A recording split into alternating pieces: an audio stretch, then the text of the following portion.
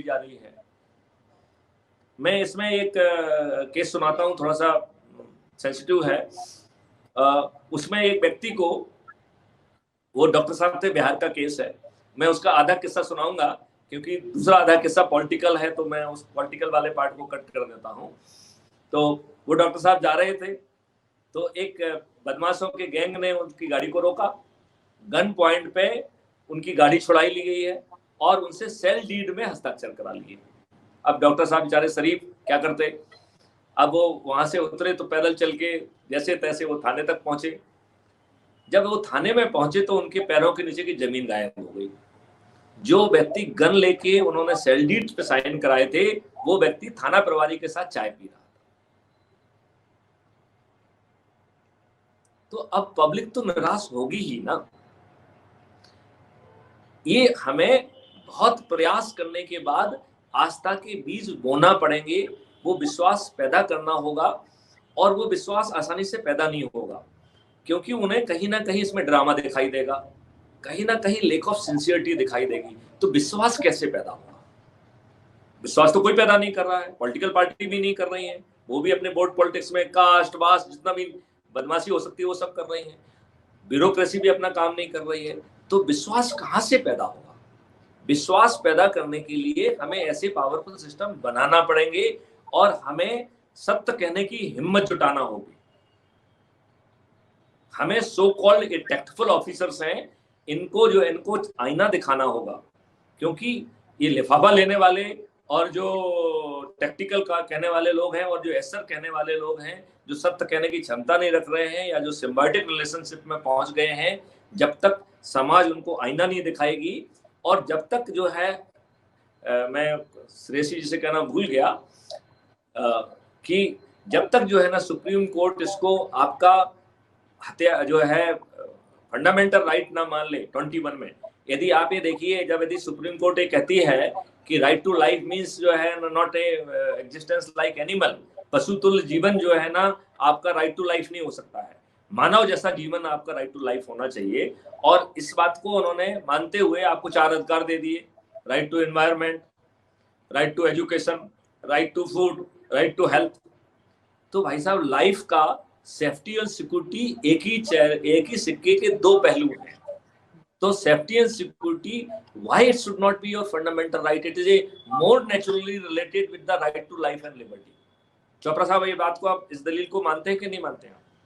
जी sir, बिल्कुल ठीक है। और सर आपके मिशन का एक स्तंभ है प्रिवेंशन। तो सर आप कैसे चाहेंगे कि एजुकेशन सेक्टर, स्कूल सेक्टर आपके मिशन से जुड़े और बच्चों को भी फ्रॉम अ यंग एज उनको एक ओरिएंटेशन दिया जाए कि to have a thought against committing any crime? क्योंकि बड़ी सिंपल सी बात है कि वो, उनके पेरेंट्स और सभी लोग जो है क्राइम फ्री भारत को चैनल को सब्सक्राइब करें, उससे उनका ज्ञान भी बढ़ेगा और उनको विश्वास बनेगा। नंबर 1, हमने इसमें एक फॉर्मूला भी दिया है कि साहब, एक व्यक्ति 5 व्यक्तियों से बात करे और ये श्रृंखला 130 लोगों तक पहुंचे। जब ये मिशन जो है 130 करोड़ लोगों को 4 रेवेन्यू स्ट्रीम दे रहा है, तो उन 130 करोड़ लोगों को जुड़ना ही चाहिए। अब आप ये अनुमान करिए कि हम जो है, अब नेक्स्ट क्वेश्चन में मैं उसको एक्सप्लेन करूंगा जब आप पूछेंगे कि हम उनके लिए कैसे ये सब करेंगे। तो मैं बताना चाहता हूं कि हम आम पब्लिक के लिए 4 रेवेन्यू स्ट्रीम जो है ना दे रहे हैं।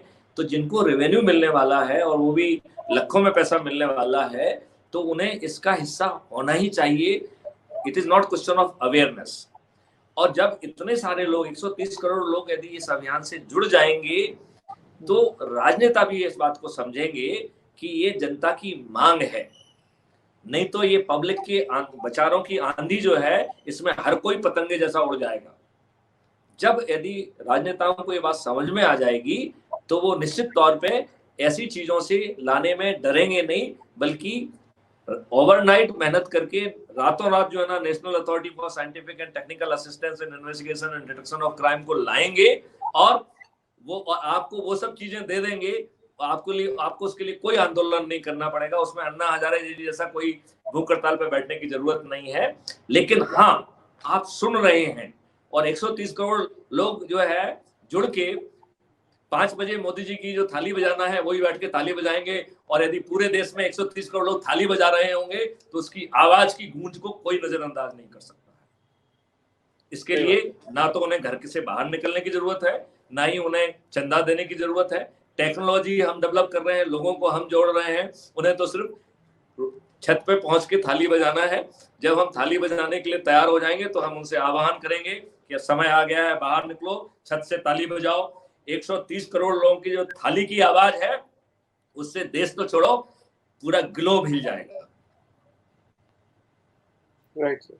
और सर ये जो एक जो बजट की जो प्रॉब्लम, चोपड़ा जी क्या आपको मेरी बात जो है संतोषजनक लगी, कन्विंसिंग लगी कि नहीं लगी? नहीं तो आप बिल्कुल क्वेश्चन पूछिए, क्योंकि इस समय आप जो है आप मिस्टर चोपड़ा की हैसियत से नहीं पूछ रहे हैं, आप 130 करोड़ लोगों के प्रतिनिधि के रूप से पूछ रहे हैं।